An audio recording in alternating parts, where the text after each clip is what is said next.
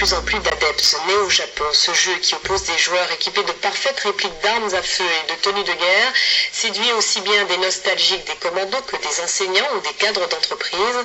Leur partie se déroule en ville ou en pleine nature. C'est le dossier de ce 19-20. Il est signé Bertrand Boyer et Guy Nevers. La Terre, elle a été tellement polluée que les humains décident de partir. D'abord un scénario plus ou moins hasardeux.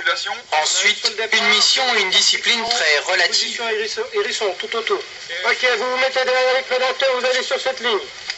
PR3. Enfin, le décor pluvieux à souhait, un ancien centre d'entraînement des commandos. La guerre factice peut commencer.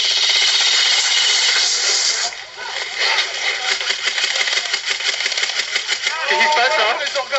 Bon, là donc on a réussi à sortir du village. On a réussi à prendre un premier drapeau. On a changé la couleur du drapeau.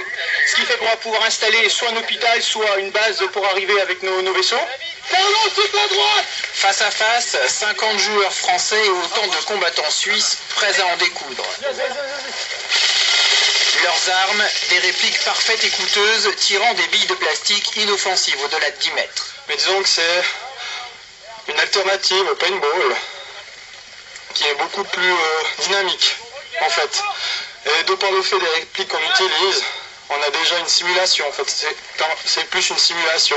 On va pas dire de la guerre, parce que c'est quand même pas le but, ça n'a rien à voir. Il n'y a pas de violence réelle, tout est fait pour qu'il y ait de la sécurité au maximum, pour que les gens s'amusent sur le terrain, pour qu'il y ait du dynamisme, pour qu'on dépense des calories. À partir de là, les gens qui se font une fausse idée, on se donnera une chance de leur corriger ça à l'occasion.